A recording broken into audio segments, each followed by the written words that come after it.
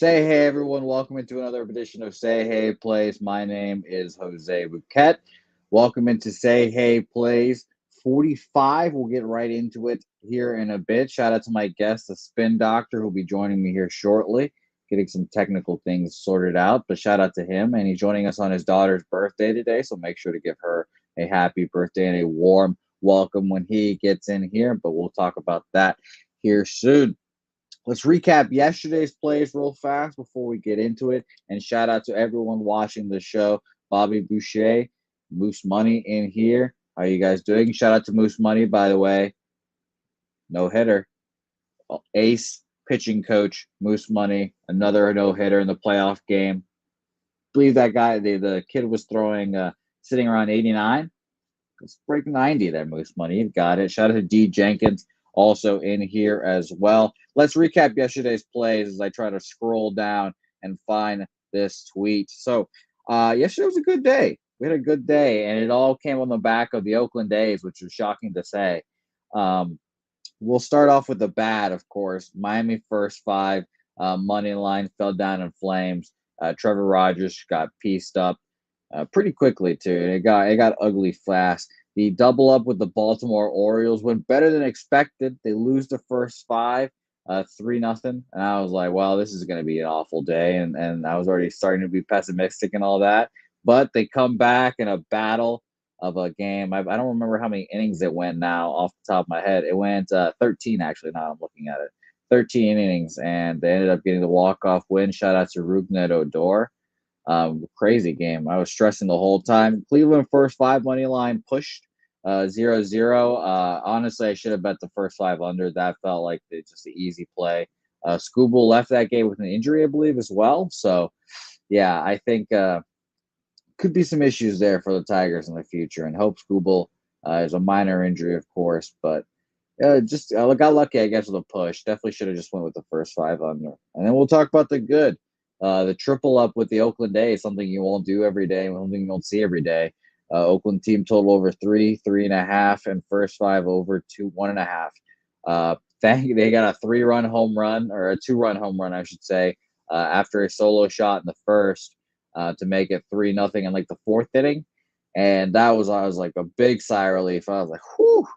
We're feeling good. We got at least a 3, and then we got a sac fly for the 4, and they end at 4, which is really funny. It makes me feel like a genius, I guess. But, of course, you get lucky in some instances. So that was fantastic.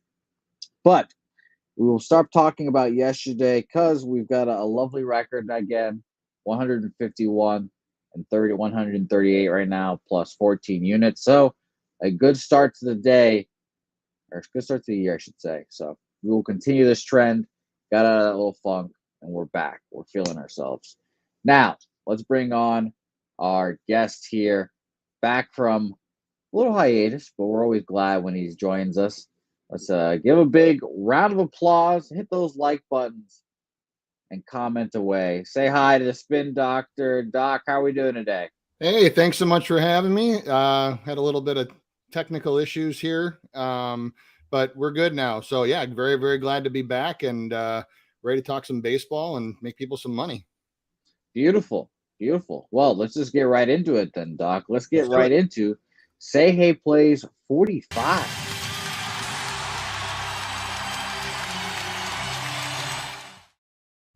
Say Hey Plays 45 officially underway now. Doc, how's your baseball season been so far? It's been a minute.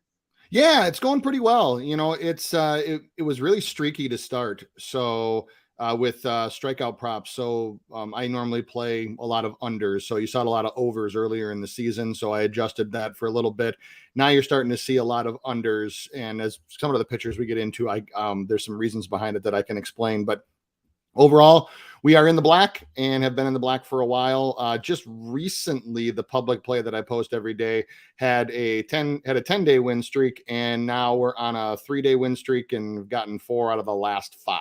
So ready to make that 5 out of 6 tonight. Beautiful. Are you at the point of the season where you're full on, you've got all your data and you're rocking and rolling with all your K props and such? Yeah, that was one thing that I was telling my VIPs too was it was kind of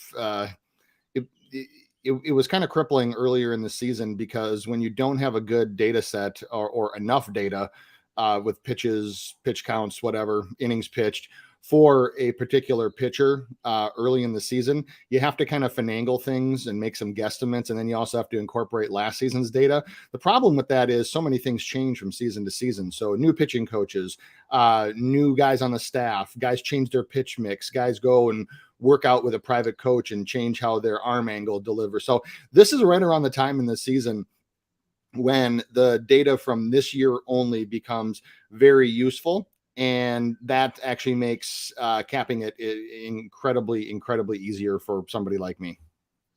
Yeah, that's how I'm feeling, honestly. I think we have gotten to the point where we can start using like this year's stats. And it's kind of funny. There's just some pitchers that I just kind of refuse to believe this year's stats. And they just, they keep on doing it. Shout out to Martin Perez, a complete game against, that's shocking. A complete game against the Astros. I didn't bet against him that day. I learned my lesson when I saw him in person. I went to go watch Red Sox Rangers, and he was pitching, and he dazzled in front of me. It hurt my feelings, but I was happy to see it. It's good to see, and maybe it's time to start believing in some of these veterans that are just dominating. But as I say that, I'm on against one today. Oh, yeah, totally agree with you. Another guy that in bring up in that vein is Reed Detmers. I mean, he threw a no-hitter and has actually pitched incredibly well this year. Another guy would be Kyle Wright. He's been an okay starter, but for the first third of the season, he has just been absolutely dominant, especially at home. So, when we get into some of the individual matchups, there's two factors that I've noticed through the data that I've looked at that has really made a difference for some of these guys. And just as a sneak preview, pitch mix and pitching staff are the two biggest things. So this kind of goes back to how it's more difficult to forecast when you don't necessarily know what's coming. And so if you have a guy that has switched their pitch mix up, Chad Coyle would be another one where, instead of throwing, say, a curveball 25% of the time, now they have a new release on it and they're throwing it 46% of the time. That sort of thing fools hitters early. However, only the really good ones are able to mix it up throughout the course of the year. Eventually hitters catch up, and there's a few guys that you're seeing that happen to already. Okay. Well, I love your insights as always, Doc. Let's get right into our first game here. Game that got postponed from yesterday. We've got the White Sox versus the Yankees here. Keuchel versus Cortez. Obviously, everyone wants to be on the Yankees here. I was going to be on the Yankees yesterday, but now I kind of don't even want to bother betting it. Honestly, it's kind of a little too high for me. I would have considered betting a team total 5 yesterday, but would be the first time I'm doing it all season, and I just have no interest in that. Now it's a minus 125 on top of that. So I just think everyone kind of knows that Dallas Keuchel might be in for a rough start today, Doc. I'm sure you might be on an under K prop, I assume. No, actually, the books in their infinite wisdom have done one of the two scenarios that I typically just stay away from. And the first one would be if you have under 2.5 juiced. Normally, if I'm ever going to play an under 2.5 prop, I want plus money.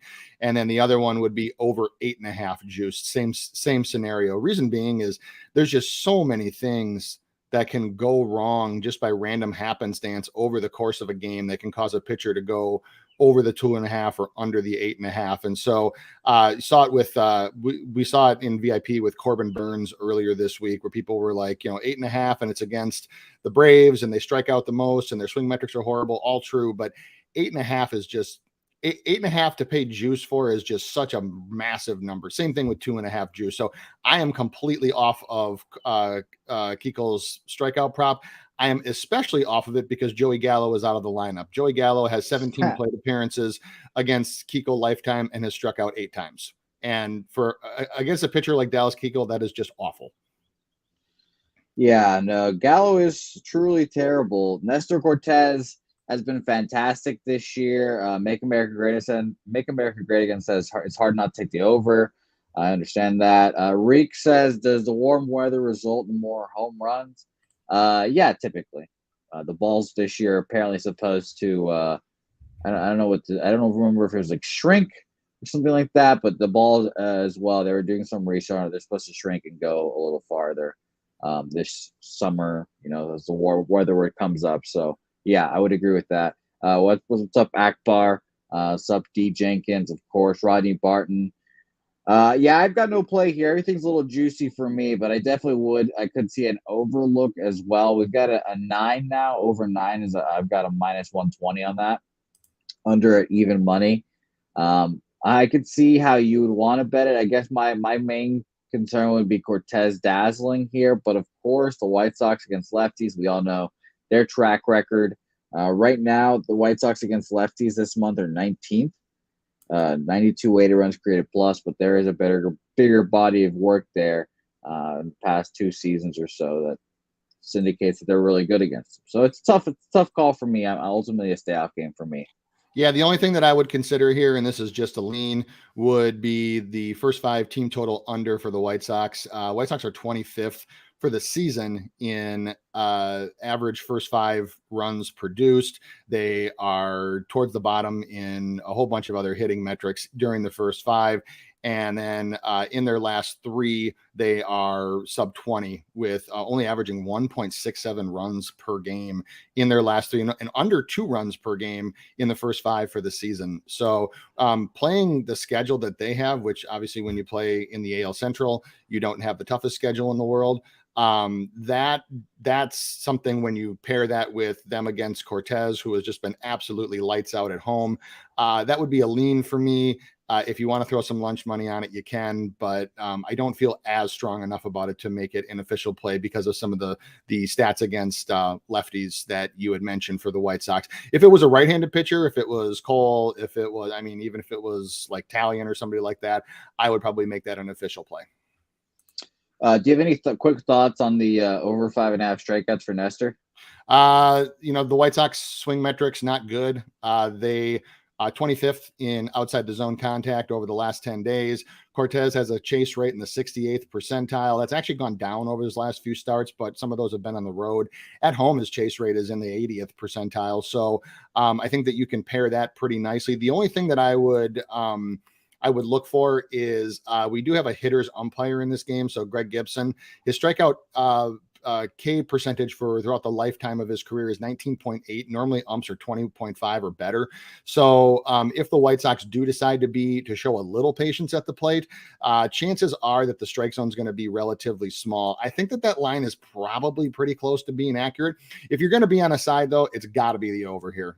No question. Under is just not even a possibility, especially right now, because at DraftKings, I see it. I think it's 5.5, over 5.5 at minus 105. So for me, it's over or nothing. If you wanted to play it, I would not talk you off it.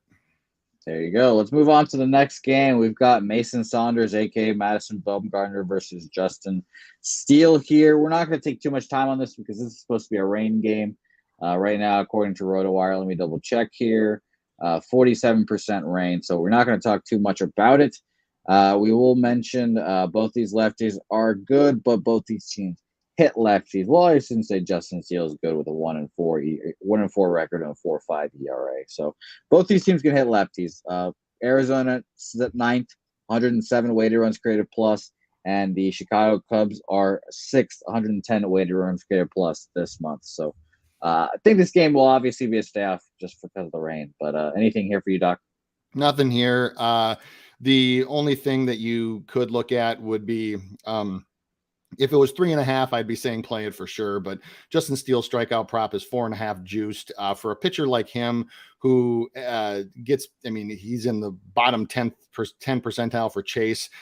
He's walking 15.2% of hitters this year. That's a dangerous mix. He's got great strikeout metrics against this Diamondback lineup, but it is in limited opportunities. So 9K is in 22 plate appearances, I believe.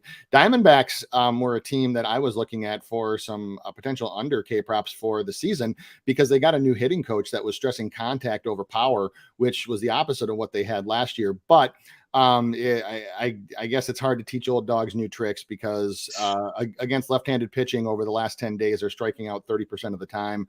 And all of their contact metrics are just abysmal, including a metric called CSW, which is called strikes plus whiffs. And it's kind of a combined metric to measure overall plate discipline. They're dead last over the last 30 days, or no, 10 days for sure. And I think the last 30 days. So when you factor all that in, if you were going to look at this one, you could look at an over prop for Steele, for K props, slight pitcher slanted umpire here. That would be the only thing. But even still, Justin Steele at 4.5, I just hate. I could swallow 3.5, but to expect a pitcher like him to get 5 strikeouts, even against this lineup, I don't know. By the way, just a quick thing. You mentioned CSW. Not many people might not know what that is. You mentioned it. You understood what it says. Could you say what like average is for a team for CSW? Just so everyone gets a baseline. Yeah. So if you look over the last 10 days, the number one team in baseball is the Mets at 24.7%. So that means that 24.7% of the pitches that they see are either called strikes or swings and misses or whiffs.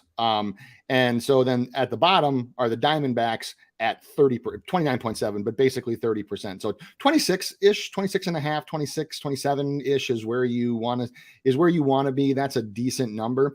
And so that extra 2 to 3% might not seem like a big deal, but when you got to remember that these teams are seeing 120 to 130, 150, whatever it is, pitches per game, that actually adds up over time. And what that does is it doesn't necessarily get potential. It doesn't get extra strikeouts in and of itself. What it does is it gets teams in 0-1, 1-2, 0-2 counts. And there's very few, if any, pitchers in baseball whose strikeout percentage doesn't go dramatically down when they're in an 0-2 count, or 2-2 count, or 3 or full count versus an 0-2 count. So one of the biggest metrics that I use, and I would advise anybody else to use if you're looking at K props, would be first pitch strike percentage. And that would be for the team that they're playing. And that would also be for the pitcher. So MLB average for first strike percentage is about 60 to 61%. Any pitcher that can get in the high 50s to low to mid 60s is decent. Anybody that gets over 66.7 or 2/3, you think every 3 pitches they throw, 2 are strikes. When you get strike 1 on hitters, pitchers' K percentages just go up dramatically. So I always look for first pitch strike percentage. And then you can also, if you really want to look deep, you can look at like first pitch foul, because a foul is a strike. So pitchers that can get ahead of hitters are always ones that you want to look at when it comes to over K props. But 60 to 61% is right around the MLB average. That's starters and relievers. So the best pitchers, like somebody like Kevin Gausman, would have a first pitch strike percentage in the low 70s. Anything over 75 is absolutely phenomenal. And then anything under 55 is considered pretty bad.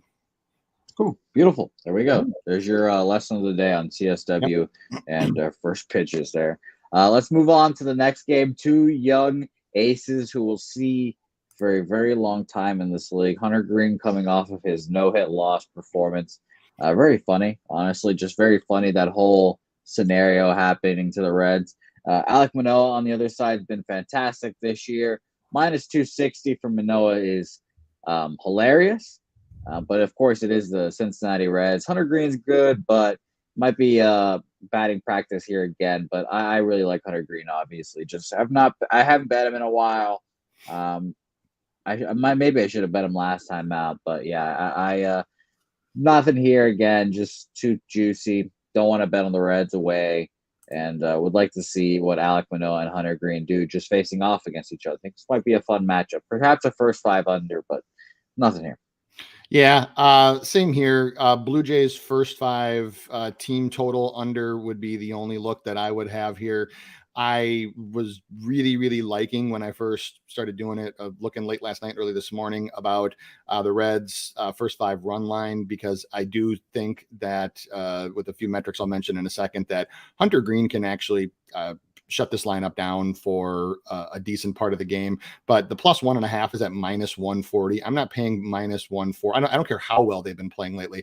I'm not paying minus 140 for anything that's related to the Cincinnati Reds. I just can't do it. But yeah, Jose, very easy to see why you'd like Hunter Green. I like him too. His four-seam fastball tops out at 98. You can get it a touch higher than that. It's got great spin on it. It's got great location. His slider is about 11 miles an hour slower and sits right in close to the area that the fastball does. And so when you have a pitcher that can get a pitch that moves at that slower speed and then can just crank up their fastball, that is always a prime candidate for over K props. Another thing with the Blue Jays is Green is decent with first pitch strikes so far this year. He is basically like right at MLB average. However, some of his pitches are in the zone. The problem that presents for the Blue Jays is that they are 26th in the last 10 days in contact inside the zone, and they have had some days where they're just swinging wildly. Matt Chapman, I'm looking at you. He has killed more than a few under props for us this year. So by himself, actually. So Green 31.5% K percentage on the road. I know it's in limited starts and opportunities, but I think the look here that you could look for would be Hunter Green for the over Ks. At 5.5. The only thing you have to be very careful about is if the Blue Jays do come with violence, and because they have a lineup that for a young pitcher like that coming off of his best start ever could just hammer him, pound him early. So if you're going to go small, just because of the risk factor there. What about Hunter Green's walks these last couple of starts? Does that obviously that's a I would say a concern. The chat's been popping off about it. 9 walks last 2 starts. Is it he's been throwing first pitch strikes and it's just like after that it just all falls apart for him? Yeah, he tries. Yeah, what he'll try to do is so he'll get first pitch strikes with his fastball, just because when you can throw 98, 99, even the best hitters, you have a good chance of getting it fouled off. But in the times that I've seen, he tries to get too cute. So he'll try to he'll try to jam his slider in there versus like, man, just for the first couple pitches of the at bat, just rear back and gas them. I mean, it's like you have a gift that not many pitchers in MLB that are starters have. Normally you only see this type of speed and velocity from a reliever, from a closer. So just rear back and get strike 2 and then try to get cute and throw the slider. So I think he gets a little too cute. And then what I've seen is that he overthinks it and then starts trying to mix things up, starts trying to get cute with location versus like just rear back and here, hit this. So if he can not or figure that out a little bit, man, he is going to be such a dangerous pitcher in the second half of the season. Yeah, I hope he is. I'm buying in on Hunter Green stock. Everyone, was a little down on him, especially when he gives up like 5 home runs in one game. But I'm all about the Hunter Green stock right now. Give me all your Hunter Green stock. I think he's going to be a future Cy Young winner. This will be fun. Yep. Oh, sorry. I saw the comment in the chat about Manoah's going to mow the Reds down. Manoah's been great at home. He's got a 28.6% lifetime K percentage in Toronto or Dunedin or all the places they played. But one thing to note over the last 10 days, the Cincinnati Reds, like if I said these metrics and said, what team is this? You would never guess the Reds. Outside the zone contact, they're 4th. In the zone contact, they're 1st. Total contact, like highest percentage of contact in the last 10 days, they're 1st. And their top half in CSW. They are really, really making great contact on the ball. And Manoah is a pitcher too that does rely a lot on his fastball, relies a lot on getting some early strikes on guys. And so with the contact metrics that they have, I can definitely see Manoah having a good start, but he's not somebody that I'm just actively looking to like back to the moon today. Yeah, I agree. CT Base says it well right here. Green will be good, but hate this spot off of last innings. I agree with you right there. Trisha Kringle saying a good thing here. Love his name. I think you're talking about Alek Manoah, and Alek Manoah, also fantastic name. Yes, that's a big league name right there. Let's get into this doubleheader, Doc.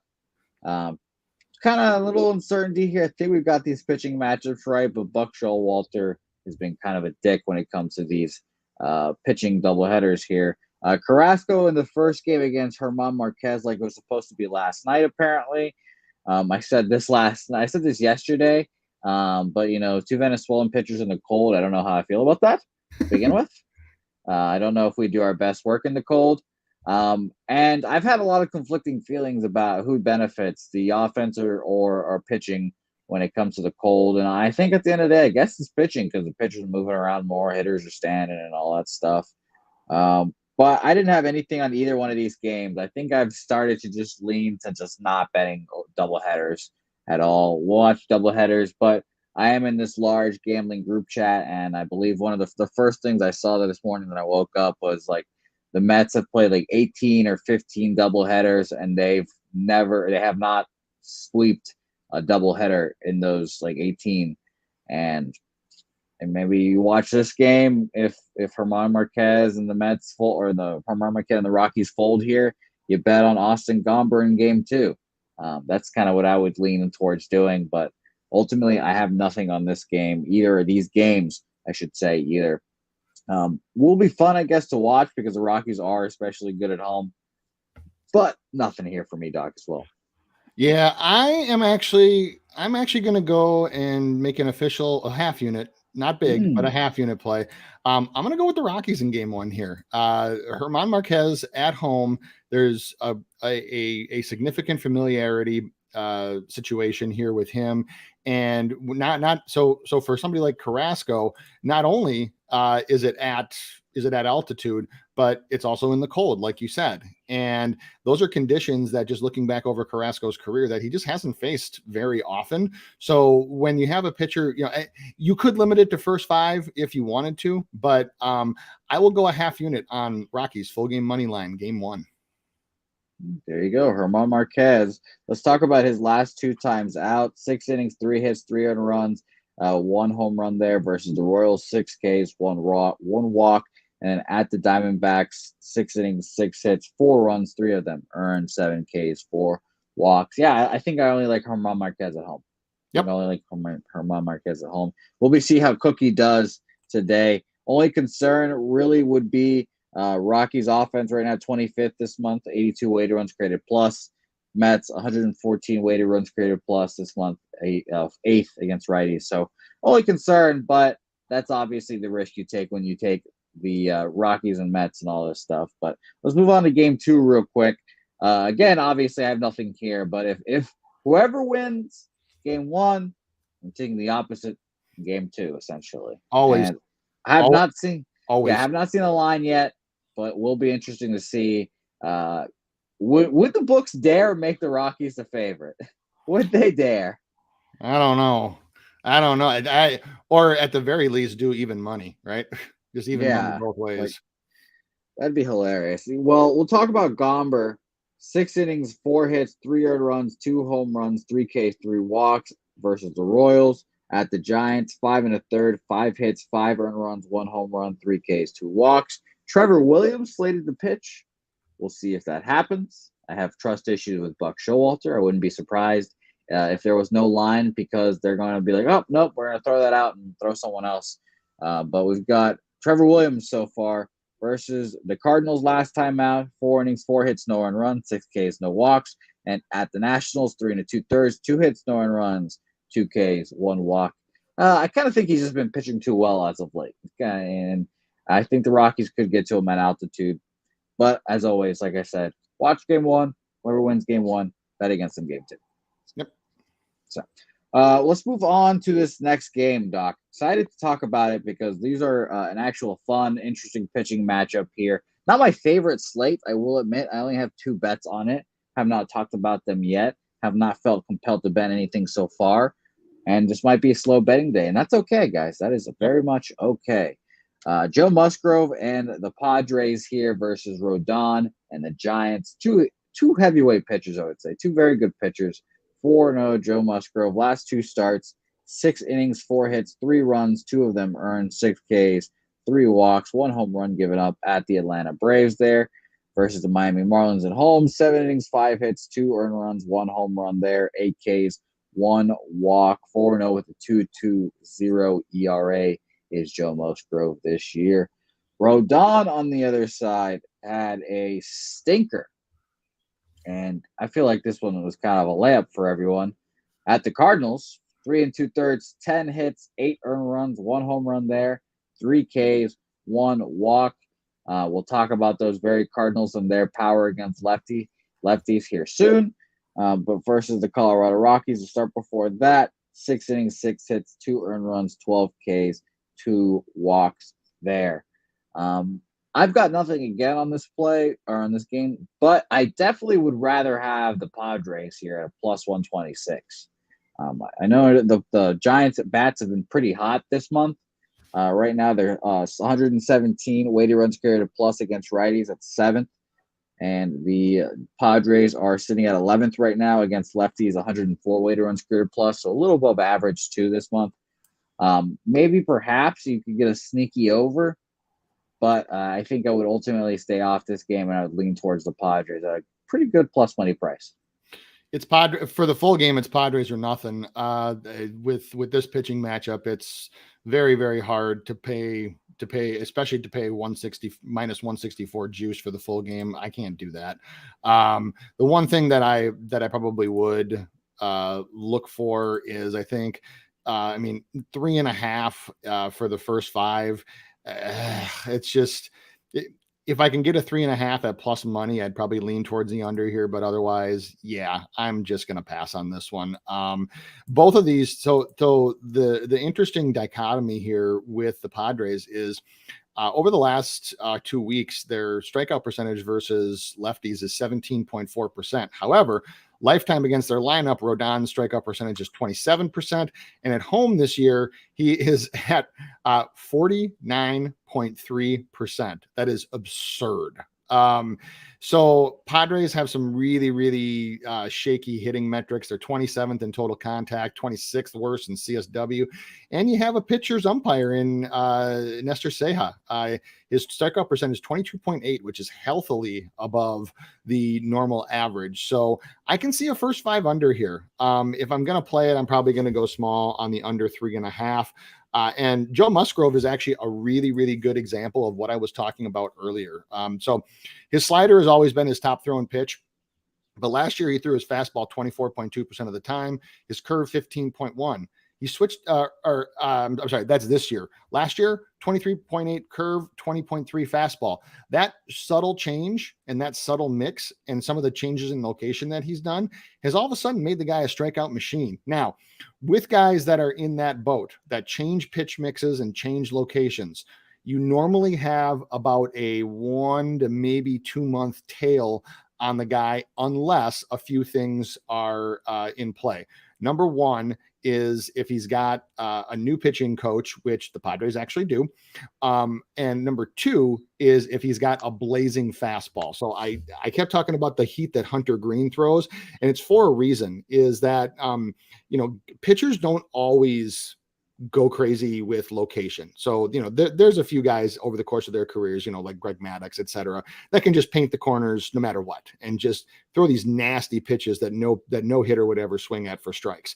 That is the exception, not the rule. So what a lot of pitchers that are strikeout pitchers and that can get those first and second pitch strikes are guys that can do what Hunter Green and what Manoah can, is they can just rear back and just blow it by guys.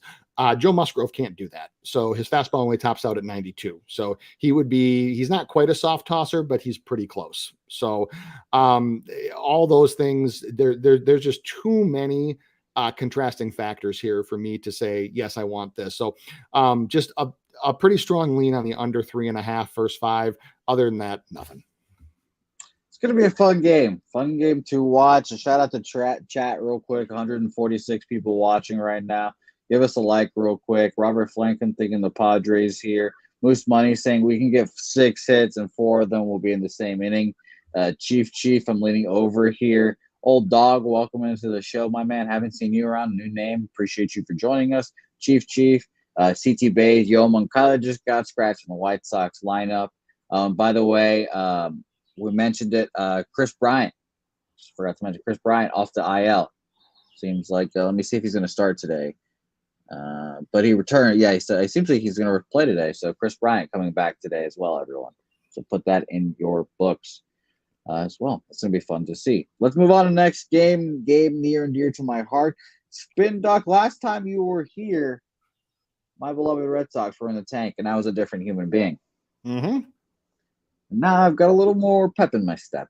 Times have changed. The sun is shining again, and it feels nice just to absorb it. We're not saying anything drastic, Doc. Okay. The fan base has taken a stance to say that we're not going to say that this team has returned in a form. We're not going to say that B word. But the Red Sox are playing well, and we will say that Chris Flexen is on the bump for the Seattle Mariners here, and it does not look like their hitting will stop. Right now, they're fifth against righties, 128 weighted runs created plus. Chris Flexen is someone that I have said almost every time he's on the mound that I do not want to bet on him. He does not inspire confidence in any way, and he hasn't pitched poorly this year. It's not been like terrible. We had one bad start versus the Phillies. That was 2 starts ago now. It was 6 earned runs, but let's look at his earned runs this year. At Toronto last time, 3 earned runs, 2 home runs that day. He had 6 against the Phillies off 2 home runs. At Houston, only 1. At the Rays, 2. Kansas City, 1. Houston, 3. Minnesota, 3. And he kind of keeps just getting losses. He's getting kind of unlucky. Like he gives up 2, he gets the loss. Gives up 1, he gets the loss. And it's kind of shitty luck for Flexen. And I think he's a better pitcher than what his record looks like, but not someone I want to bet on. Garrett Whitlock, I said frequently and maybe hyperbolically that he's the best pitcher in baseball, reliever or starter, because he can do both. I wanted to be the closer, but he's not going to be anymore. He's officially going to stay in that rotation probably for the rest of the year. So it's going to be a fun game for me to watch. Unfortunately, the Red Sox are a little too juicy. I didn't want to take a team total with them because I think of 5s above 4.5. I get a little skittish, a little too skittish for me. So another stay off game for me here. Unfortunately, Doc, I hate to keep passing on all these games. Nothing wrong with that. Nothing I like.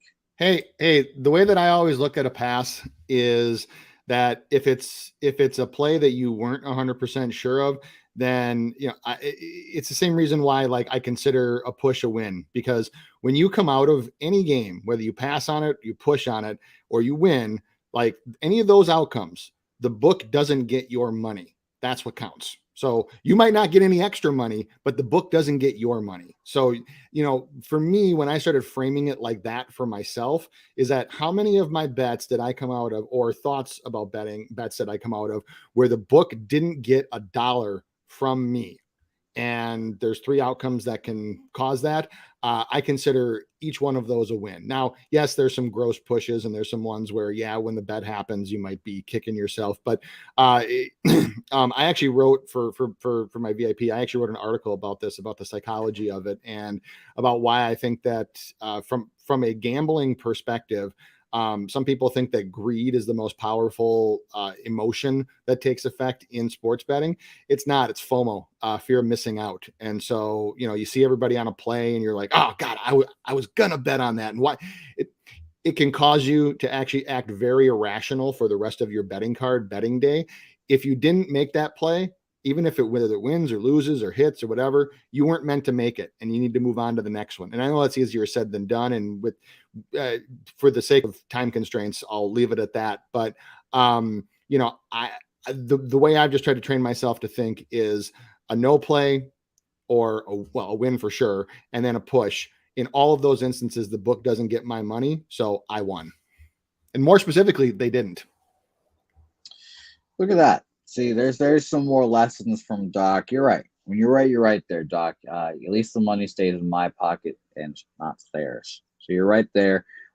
Moose Money liking the Sox first 5 and liking their team total over, and shouting out my man Dabby Cab, who's also in the building. He took Arizona first 5 plus a half in the earlier game. Shout out to you, my guy Dabby Cab. Robert Franklin likes the Red Sox here. Sox have woken up. Whitelock, a solid pitcher, best pitcher in baseball, Robert Franklin, you know that. Nathan Cerna in the chat here. Moose Money, like I said earlier. Jake Burns, did you have anything on the Yankees game? No, did not have anything on the Yankees game, unfortunately. Nothing there. Everything a little too juice. The fives team totals for the Yankees just too high. They'll probably hit, whatever, but just nothing. I don't want to take a team total over 4.5, honestly. I think that's my official rule there.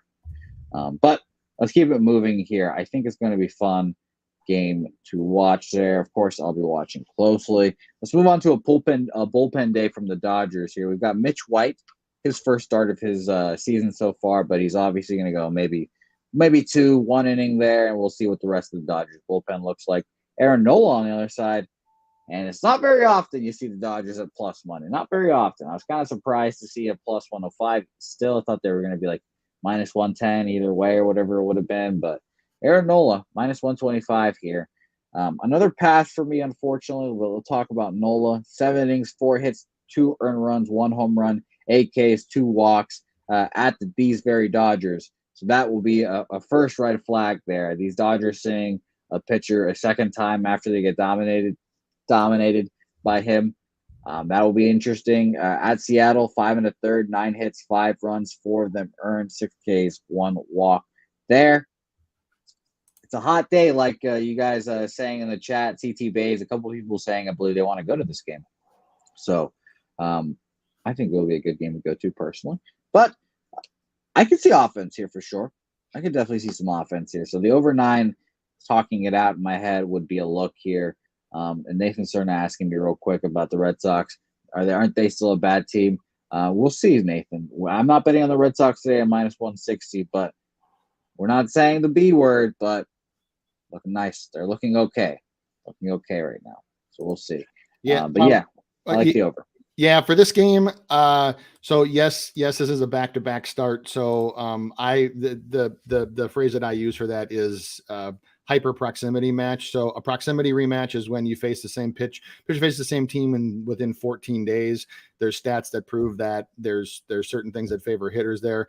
Hyper proximity matches when you face them in back-to-back starts. Now, the problem here is that it's not just some random run-of-the-mill pitcher. It's Aaron Nola, who's, I wouldn't call him like an ace, but he's certainly in that next tier, second or third tier of pitchers, and he's certainly one of the better pitchers on this team. So I don't necessarily think that the facing back-to-back is going to matter as much. So like if you get a guy like, Max Scherzer back-to-back, or you get a guy like Garrett Cole back-to-back, or, you get a guy, so on and so forth, just the top of the top back-to-back. Those guys are good enough and can have diverse enough pitch mixes and locations, et cetera. I don't know. It doesn't really matter as much. Nola, I would say the same thing. That said, a lot of conflicting factors here, so I'd probably just walk away from this one. Yeah, I think like Rick's saying is Dodger plus money, have to take the value with the Dodgers. I mean, it is tough not to take the Dodgers, but the pitching matchup is just so dice. It is so dice. I don't want to. I know the Dodgers, they kind of just developed these dudes out of a factory. What was funny? Spin Doc, here's some insider knowledge. I was talking to a friend of mine who plays in the Astros organization. Yep. And he's going to face Jack Leiter today, actually. Okay. And he told me, he was like, yeah, I think we're actually going to hit him. Like he seemed like very confident that they were going to smash Leiter. And he's like, yeah, whatever. But the Dodgers, they've got 8 Jack Leiters on their team. And I was like, oh no. So that's just the Dodgers cultivate these dudes. So I wouldn't be surprised if the Dodgers went out there and shoved themselves. So I definitely would lean towards the Dodgers, but another pass for me here. Fun game. But yeah, the Dodgers farm system, whatever they're doing, man, they just know. They just know. So that will be a fun development and a fun thing we'll watch out for. Next game we're going to talk about here, defending world champion Atlanta Braves and Kyle Wright, who, man, a lot of mixed emotions with Kyle Wright right now. A lot of mixed emotions. He dominates again versus the Padres at home. 6 1/3, 3 hits, 1 earned run, 9 Ks, 2 walks, but looks horrid against the Red Sox at points. 4 2/3, 7 hits, 6 runs, 1 home run, 4 Ks, 4 walks. He kind of has the Ian Anderson gene of like you'll watch him pitch, and within one maybe two innings you'll realize, well, all my Braves bets are fucked because he doesn't have his shit. He's walking dudes. The innings are just so long, and you just may feel awful about it. So, um, on the other side, of course, if he's feeling good about himself, you can just like watch him walk off the mound. He's got a strut, and you're like, oh, okay, well, we got the good Kyle right today. So it's all about timing it, I guess. He had a dominant start last time out versus the Padres. That will be interesting to see how he bounced back from. Eliezer Hernandez on the other side, 2-3 with a 6 ERA so far this year versus Milwaukee. 4 innings, 3 hits, 5 runs. 2 of them earned 2 home runs there, 2 Ks, 3 walks. At Arizona, 5 1/3, 6 hits, 4 runs. 3 of them earned 5 Ks, 1 walk, 1 home run there. And a Braves offense, horrifyingly bad right now. 24th against righties, 86 weighted runs created plus. Excuse me. So don't want anything here with them, honestly. And Miami, 6th, 118 weighted runs created plus. So maybe, just maybe, we can get an over here. Maybe, just maybe, the Marlins pull this one out if bad Kyle Wright shows up today. So nothing here, but I think this would be a dog spot for me if I had to play it. Yeah. So Kyle Wright. So I do like Kyle Wright, the pitcher, and I loved what he was doing earlier in the year. So I mentioned earlier where you see some of these guys that seemingly come out of nowhere to dominate. Kyle Wright is almost like my patron saint of that. So last year, Wright's pitches were he threw four-seam fastball, slider, sinker, and he threw those grand total of somewhere in the 80% of the time. This year, he's throwing a curveball 34.6% of the time. So totally went the other way. Fastball, he's actually added almost 2 miles per hour of velo to it. And then his slider, he barely throws at all. So Kyle Wright is a great example of a guy who is fooling people early in the year because it's not what they're used to seeing. So the fastball comes in faster. The break on the curve is about actually it might be even bigger, like 4 or 5 inches more down and away. And then you're expecting a sinker and you're expecting this slider, and it just never comes. Now, with a pitcher like Kyle Wright, this is where I talked about a month or so, 4 or 5-ish, somewhere in that area starts. You start to figure a guy like that out. That's where you're seeing over the last few starts, you have more data and more preparation, better scouting report than you did to start the season because this guy changed his pitch mix. For that reason, yeah, I will make it an official play. I will go Marlins money line here because I like Kyle Wright. I like Kyle Wright. However, what I've seen from him is since guys have started to figure him out, now he's got to go back the other way and he's got to start to mix his pitches up more. And he hasn't done that over his last 2 starts. That is the mark of a young pitcher. So I think he'll learn.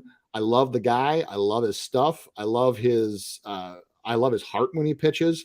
However, I will go Marlins money line here because I do agree too that overall, especially at home, Hernandez has been a very solid pitcher. Very interesting there. I'll write that Marlins. I like the plus money. I like the plus money too much here. Yeah, it's very interesting. How do you feel about Wright's K-Proc? I mean, do you think he's that, or I should say Moose Money in here saying that Wright has a good CSW and Marlins whip percentage is bottom of the league? Yep. 5.5. It's probably right where it should be, to be quite honest with you. Kyle Wright's chase percentage to start the season was in the 93rd or 94th percent. I mean, it was in the 90s. He's now down to the 65th percentile. What's happening is, even for a team that can be as undisciplined as the Marlins, and I would agree with that comment, is that because they're 26th in contact outside the zone, 23rd as a team in CSW. But they also have actually been surprisingly patient over the last few games. And so when you have a scouting report like that with a guy that you know now and can have more information on his pitch mix this season, it's a lot easier to lay off of stuff like that. So the other thing here too is that the Marlins over the last 10 days, they actually have a pretty reasonable called strike percentage. So I think that they're actually being very patient. I think that they're being more patient. I would never confuse the Marlins with, like, say, the Giants or the Guardians for one of the most disciplined teams in the league. However, I'm going full game here. I have also seen more than a few games where the Braves bullpen has either cost them a lead or cost them the game. So all those things factor into play where I like the plus 120 here. So Marlins full game money line. Yeah, the plus 120 is a good price for it. It's money's going the Braves' way too. I'll keep thinking about it and decide if we want to make it official, but it would definitely be dog or pass here, perhaps. Mm-hmm. Hernandez has pitched better at home. We'll see how he does here. I mean, he's got some experience. Too. It's not like a super young pitcher as well. I mean, obviously he's 27, so we'll see. I'm going to keep it moving here. I'll keep that thought in the back of my head here. Detroit versus the Cleveland Guardians here. Shane Bieber versus Alex Faedo, a.k.a. Alex Fideo in my household. 0-1 with a 2.87 so far, Fideo is, and he's pitched pretty well. I couldn't hate on him even if I wanted to. At Tampa Bay last time out, 5 2/3, 4 hits, only 1 home run. A home run there, 4 Ks, 1 walk. Versus the Oakland A's, 5 innings, 4 hits, 2 earned runs, 7 Ks, 2 walks there. It's been great. So kind of like him as well going forward. Shane Bieber had his blow-up start finally against the Blue Jays. We talked about it last time, but he bounced back at Minnesota. 6 innings, 7 hits, 1 home run off a home run, 7 Ks, and 3 walks. Another pass for me here, unfortunately. Could definitely see like a first 5 under, for example. Let me go look at that first 5 under, actually, now that I'm thinking about it. It is currently, I have it at a 4 minus 115. So that's an interesting one as well. I'll write down. Both these offenses are not the best. Obviously, the Detroit Tigers, 29th, second to last against righties this month, 60 weighted runs created plus, and the Cleveland Guardians, 105 weighted runs created plus. That is 19th in the league so far this month against righties. So maybe Detroit first 5 here under. So what about you, Doc? Yeah, so Shane Bieber is absolutely dominated this lineup. He's got a 42.2 lifetime K percentage against them in 90 plate appearances. However, that was Shane Bieber of old. And Shane Bieber is another guy where obviously he's coming back from injury, but you look at his pitches and I mean, he never had a blazing fastball, but it hit 93 velo last year. It's down to 90.7.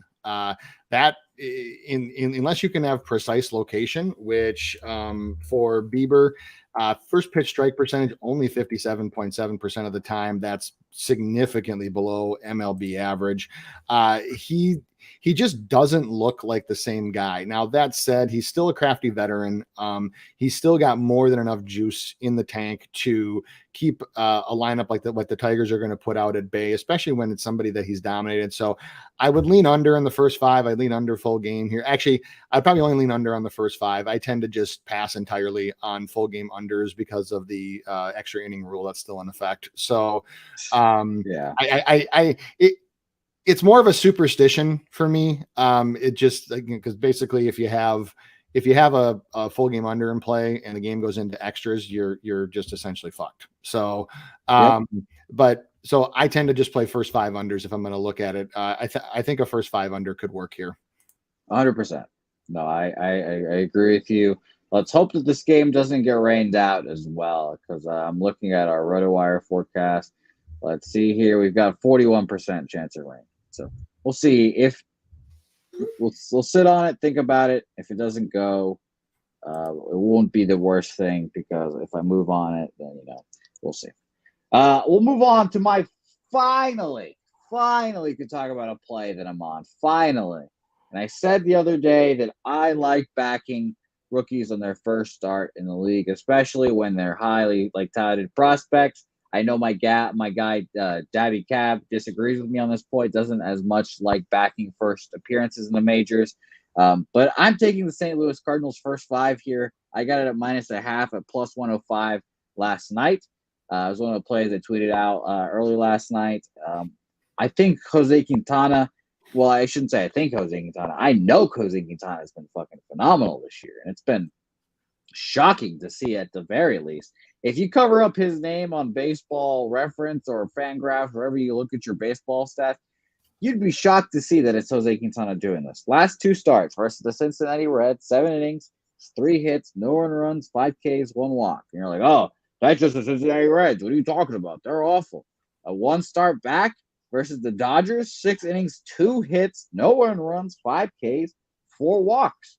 Another dominating start. It's the most earned runs he's given up this year with his second start versus the Washington Nationals. He's given up no earned runs, 2, 1, 2, 3, 1. How long is this going to last? Well, I just talked about it with Kyle Wright. If you look, if you dive deep on Jose Quintana, last year had four-seam fastball, which he threw a ton, almost 41% of the time, and a curveball at 27-ish%, somewhere in that area. This year, he's got a four-seam fastball, but he only throws at 34%.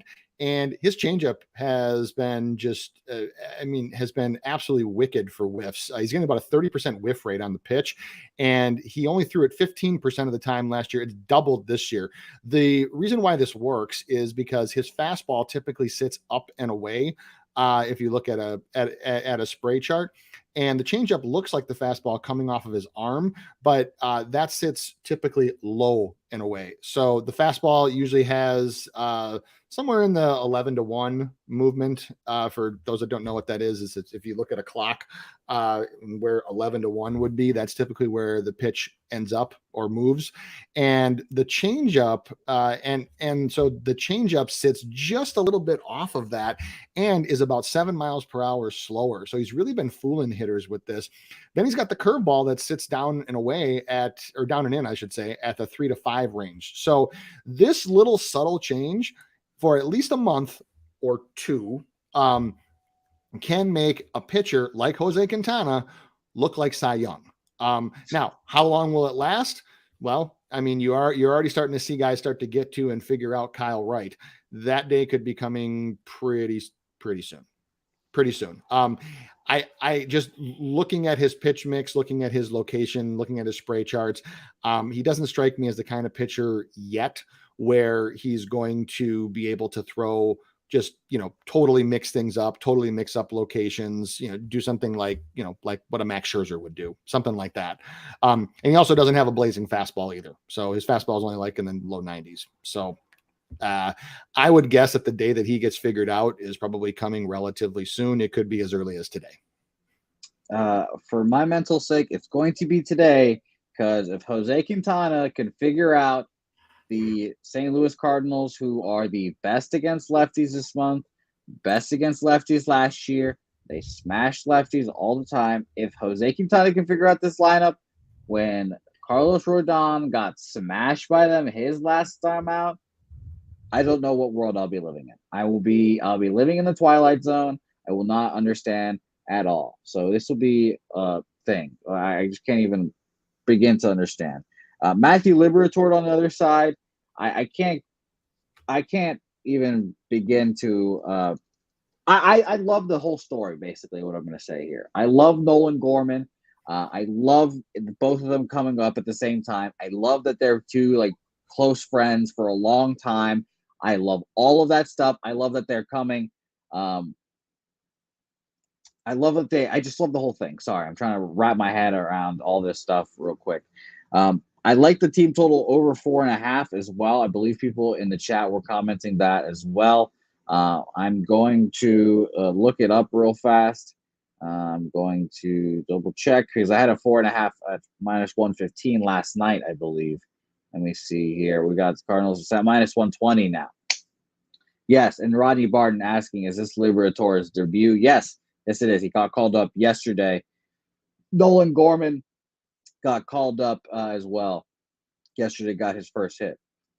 I think he dominates here. I think he pitches well. I love it. And I'll just mention this year a 3.83 ERA and 40 innings pitched, 46 strikeouts to 12 walks. Exciting stuff. The Cardinals are growing on me, Doc. I'm not gonna lie to you. The Cardinals are growing on me. This whole I love that they're all the 40-year-olds are there. They're calling up all their top prospects to kind of just absorb all that wisdom from those guys before they leave. And I love all that stuff. So I think Lib here is going to dominate. I've got the first 5-team total, and I will decide later on in the show if I'm going to take their Cardinals team total over 4.5. Do you have anything official on this? Nothing official on this. If I were to, I would absolutely agree with you on the first 5 here. So other than that, nothing for me.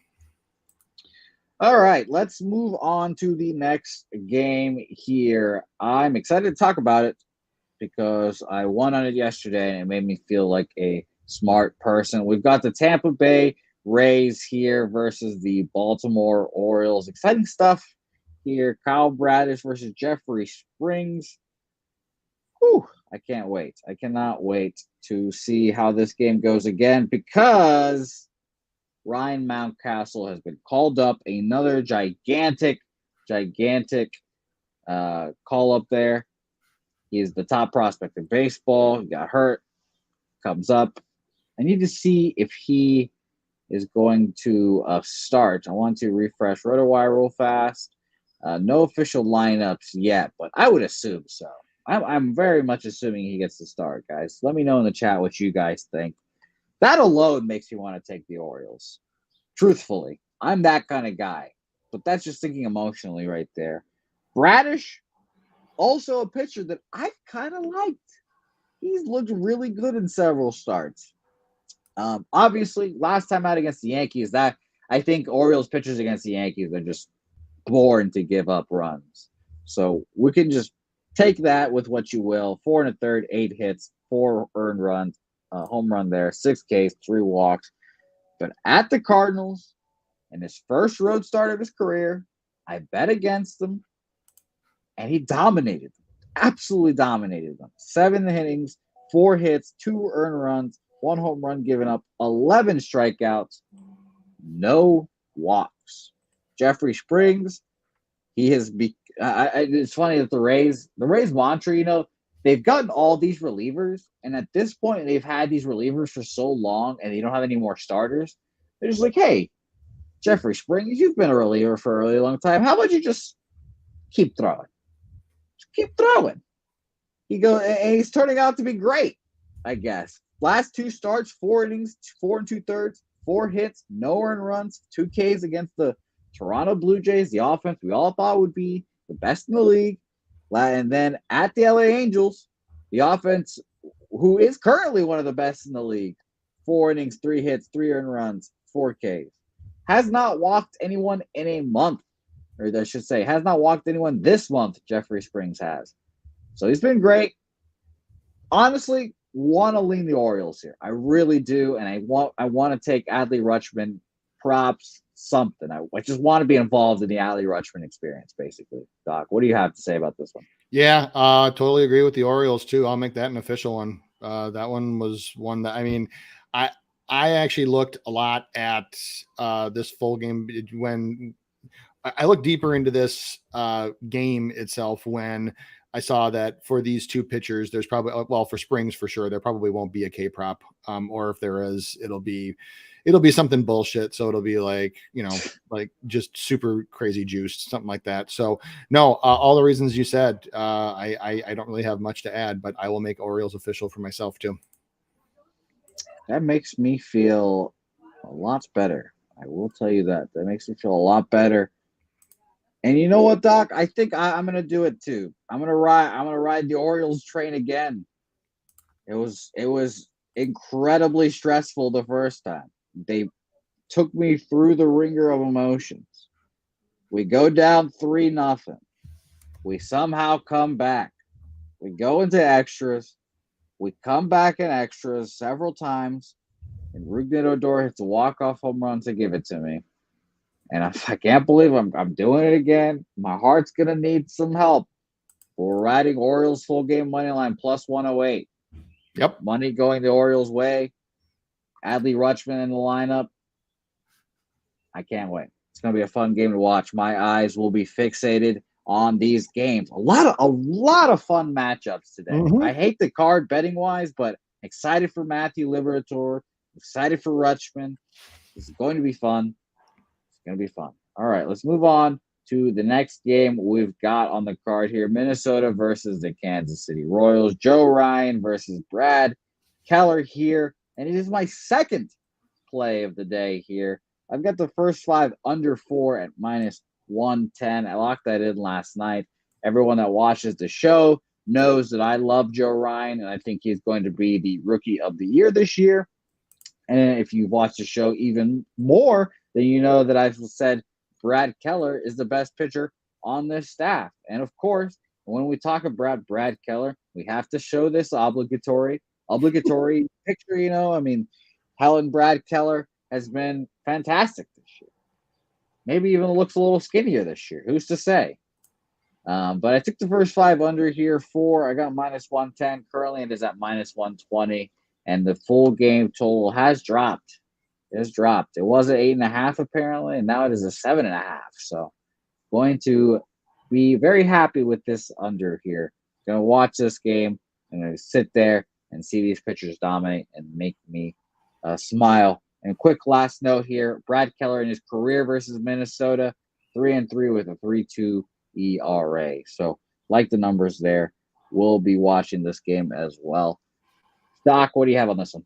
Well, I watch every Twins game because I live here. And yeah, Joe Ryan, well, since we really don't have a starting ace pitcher on our team, that's our huge weakness. So if he can even somewhat fill the void, then that would be very good. But yeah, I never bet against my team. I either pass or bet on them. So I'm gonna go with the Twins with the run line here at minus 1.5 plus 115. So this is a team that they've absolutely dominated recently, and now with Correa back, and just their offense is just really starting to hum right now. So Buxton.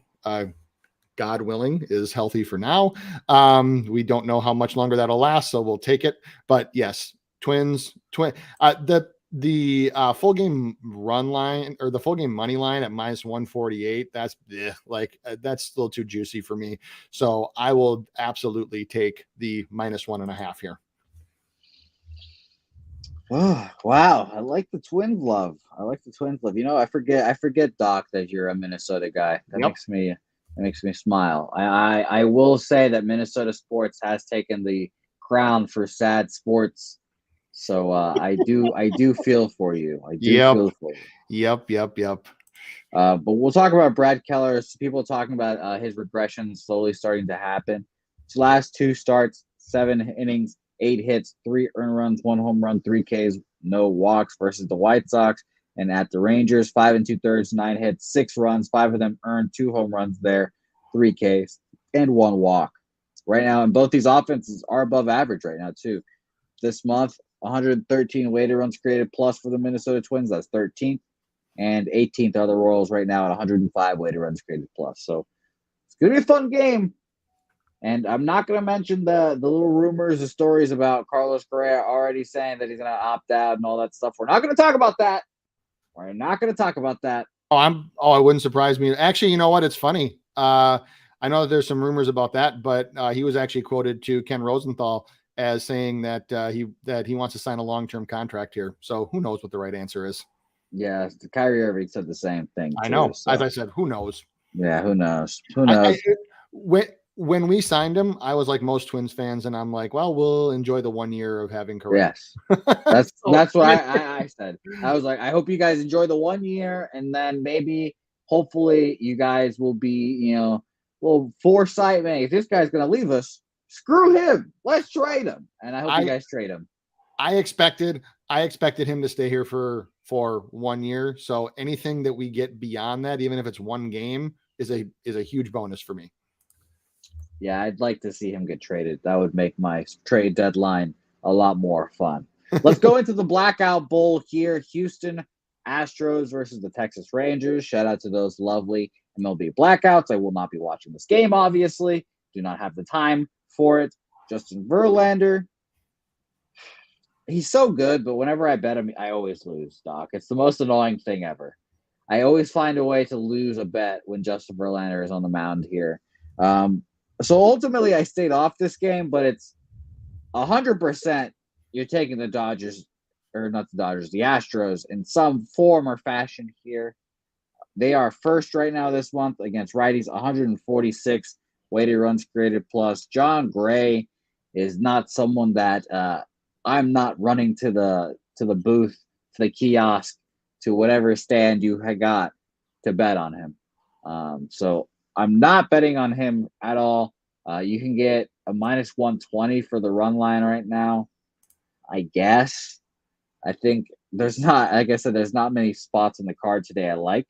So if you're desperate and you want to play in this game, I think that would be my play. Perhaps Astros team total, of course. Right now you can get a team total at 4.5 at minus 115. That's pretty good. That's pretty good right there. So I like that. I will stay off this game, but I like that 4.5 there. Doc, what do we have? What about you? What do you have on this game? Nothing here. The only thing to that's an interesting note is when you look at advanced pitching metrics for this season, and just every advanced metric, John Gray actually leads Justin Verlander, which is so strange to say. The only thing he doesn't lead him in is walk rate and adjusted walk rate, but chase rate, whiff rate, first pitch strike, location. And you would not, I mean, if you put those two next to each other, you would never think, if you put the stats next to each other, you would say, well, Verlander is this one, obviously. It's actually the opposite. The thing that would drive me far away from the Rangers in this one is Verlander lifetime has a 37.6% K percentage against him. That's just absurdly bad.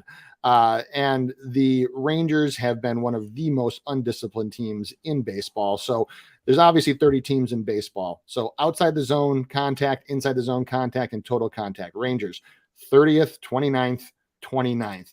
Facing a pitcher like Verlander, who, his chase and whiff stuff has been down. That's still not a good mix. Just watching the Rangers team, they just put themselves in so many bad positions when you put yourself in a 1-2 or an 0-2 count and don't even make contact. You're just swinging wildly at junk.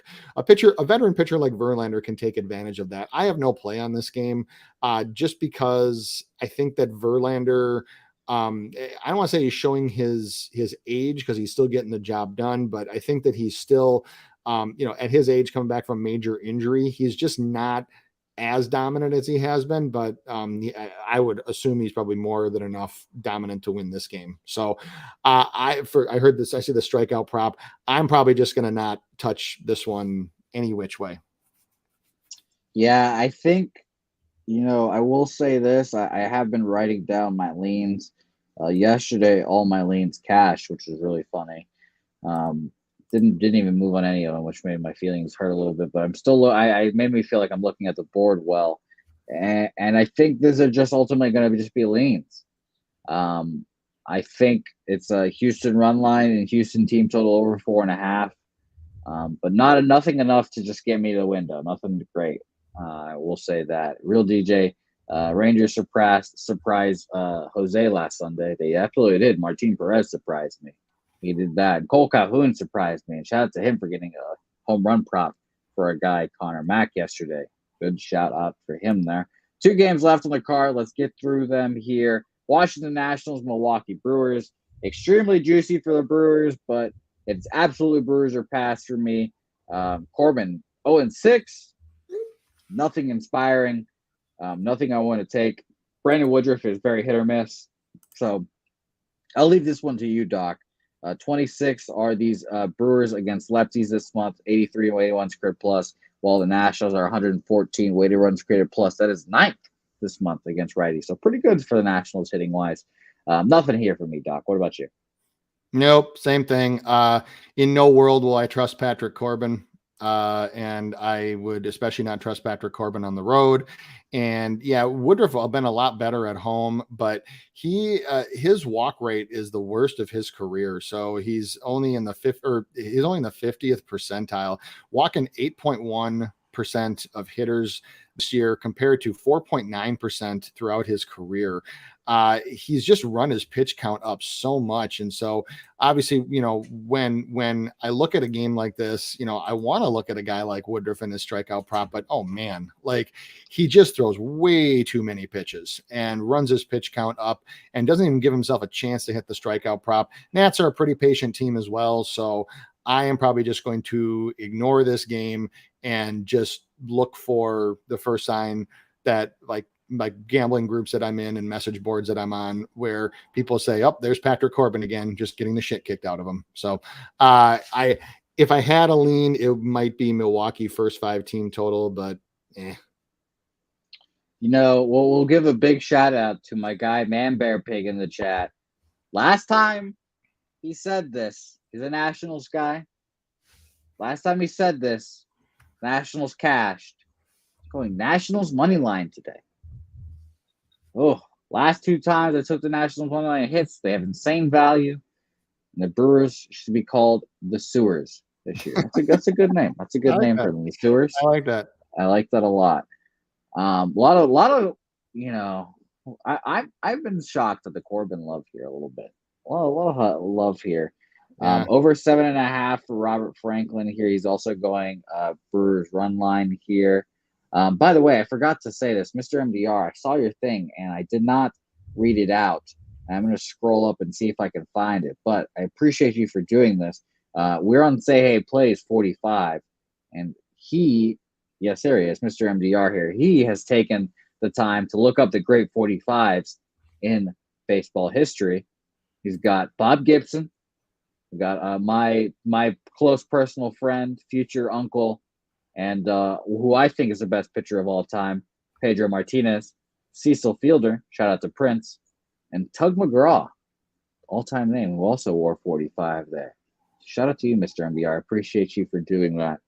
And honestly, go ahead. I was just saying, I just want to say one last word about Patrick Corbin. I know, I get the point that, yes, there's been 3 bad starts that have inflated his ERA. However, when you look at his season in total, chase rate in the 17th percentile, whiff rate in the 33rd percentile, I mean, all hard hit metrics are in the bottom 10th or bottom 15th percentile. It's just not good. I mean, he's only getting hitters to chase 24% of the time, which is way under MLB average. And when they do, they make contact almost 60% of the time, which is way above MLB average. And that factors in even his good starts. So I think that he's a guy that I'm not at the point where I'm actively looking to fade Patrick Corbin, but I certainly can't look to take him either. Man, Brewers right now against lefties, 83 weighted runs created plus, that's 26. Ah, my goodness. I think I'm going to move on the Nationals. I'm going to do it for my guy, Man Bear Pig. I'm not going to take him full game, obviously, because it takes bigger stones. I think I'm going to move on first 5 here. Can't believe I'm saying that. Moving on Patrick Corbin, first 5, plus 170. You can get a big plus money price there. So I've heard him say several times, the success over a long baseball season, you got to take plus money prices and hit on those every once in a while. Take them. And over the long term, they help out.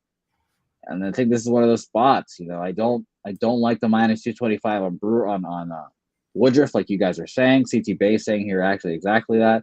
Should not be 225. He's not Burns. Got to factor in that price.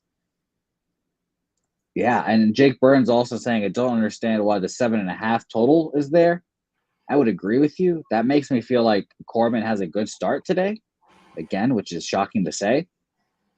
So we'll see. I'm going to take Nationals first 5 here, plus 170. going to be a fun game now.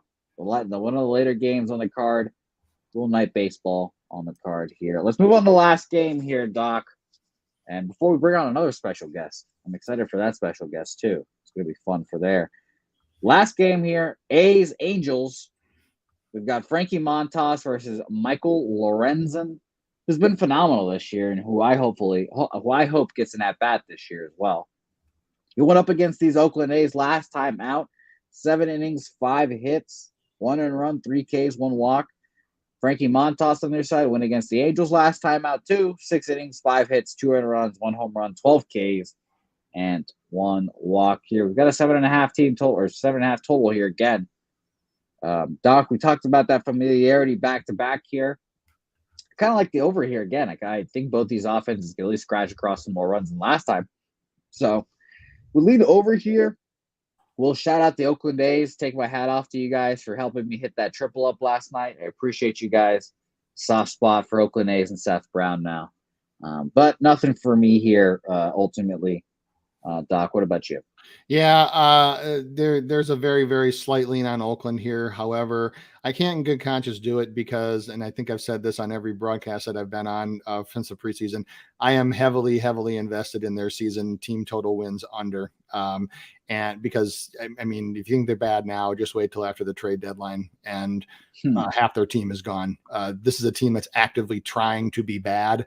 They have an ownership that is in a pissing match with the city because they won't get a new stadium, won't help them build a new stadium, and is being wooed and courted by Vegas.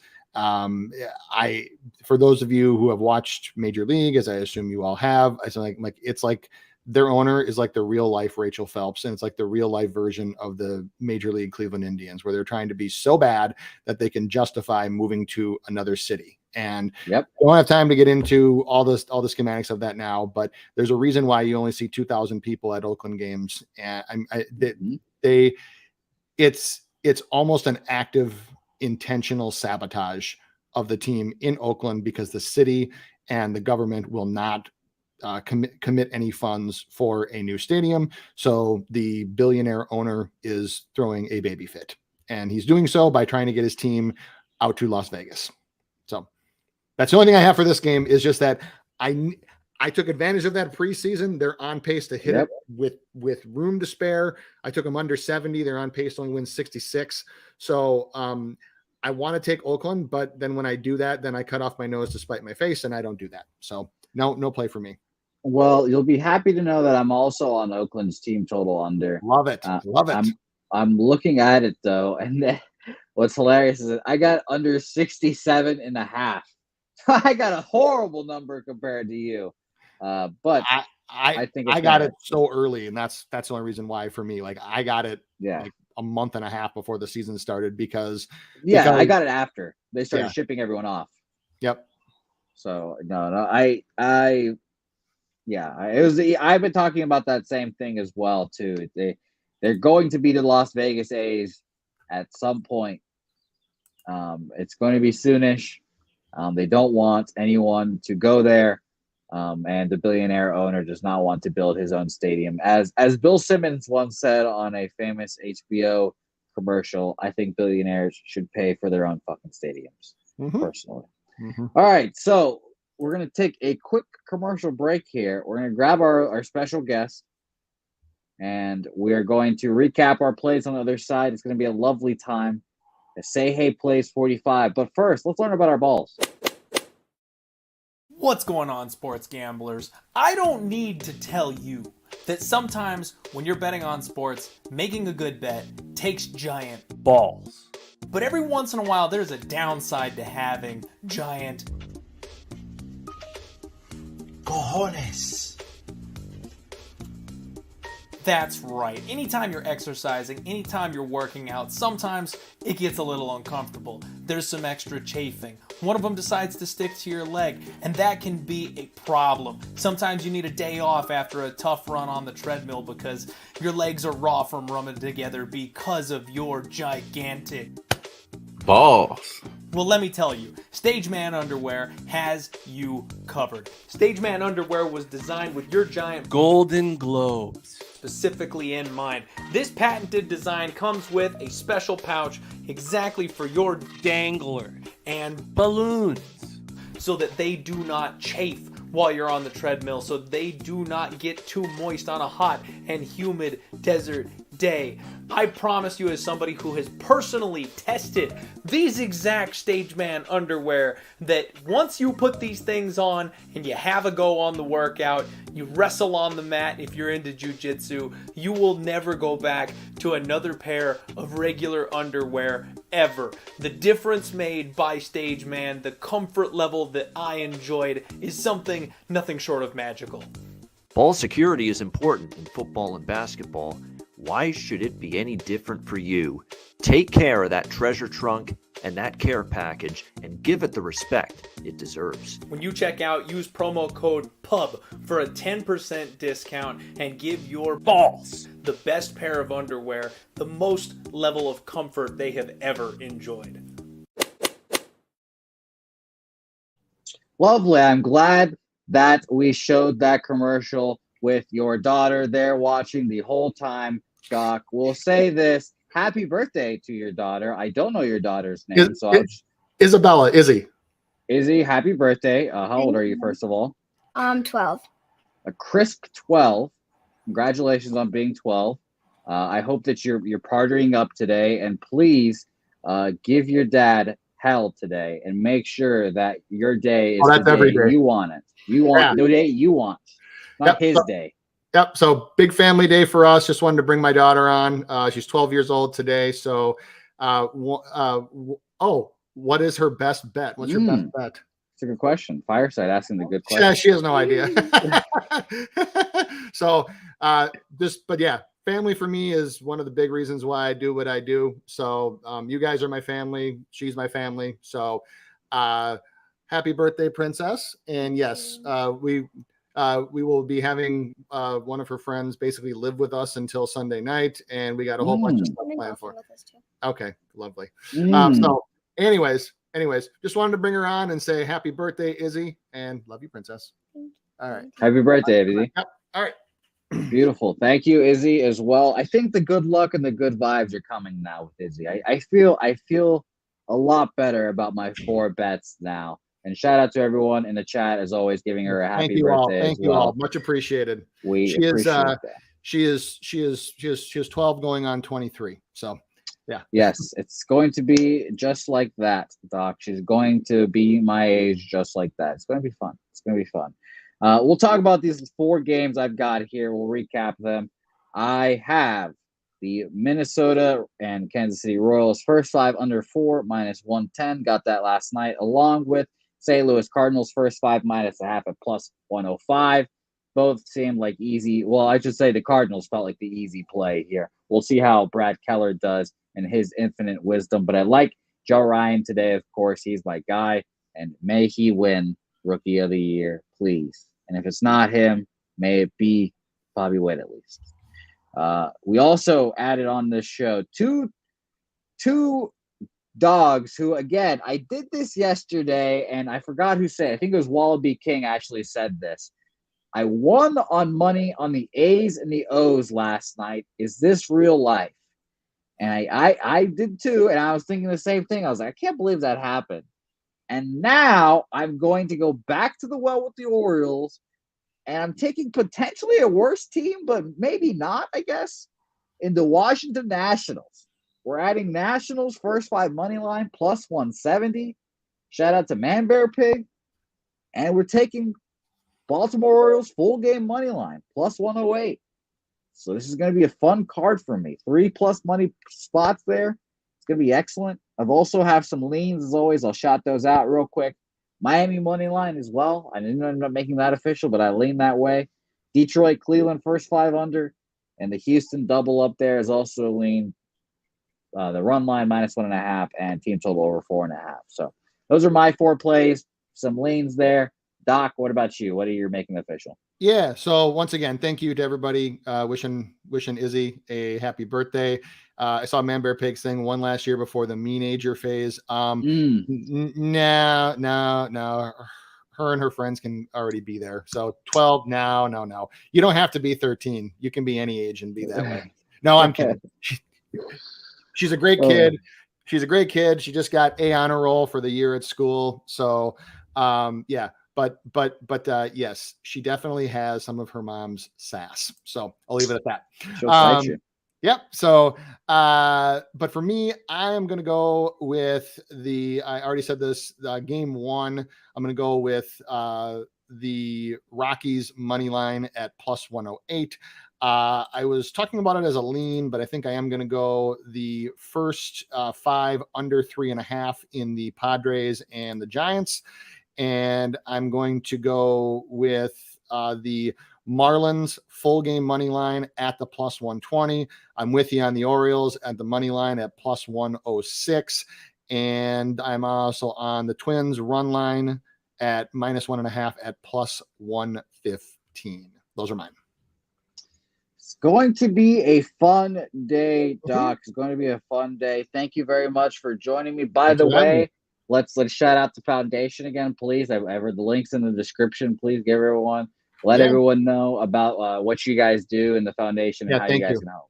Yeah, thank you. So, little thing here, you can see it. It's the red ribbon with the word name mom. For those that don't know, my mom passed away in 2019 after about a 1.5 to 2 year battle with ALS. So we started a foundation in her name, the Michelle Gargaro Foundation. We have already raised close to $10,000 to $15,000 just this year for ALS research. It's a 100% nonprofit and licensed charity, and all money goes to helping families for those that are stricken with ALS and ALS research, specifically around experimental drugs. So one thing about ALS real quick is that there is no cure and there is no treatment for it. And so the only treatments that exist are ones that are experimental. And so we like to help places that are funding experimental research, because you never know, one of those could be the cure, so that no family has to go through what ours went through. June 10th, we are holding a charity golf tournament here in Minnesota for it.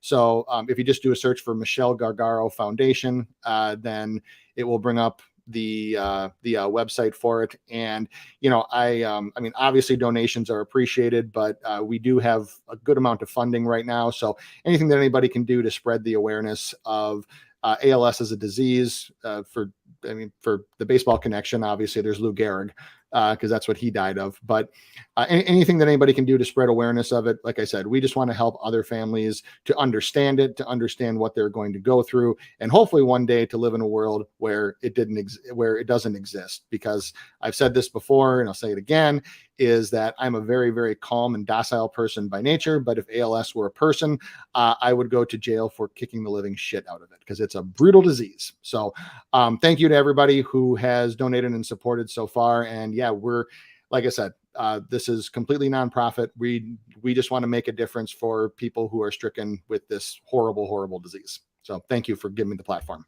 Beautiful. No problem. The link is in the description of the video as well, guys. So if you want to donate, go there. Help her any way you can. By the way, Doc, I've been telling my guests this now 2 days ago.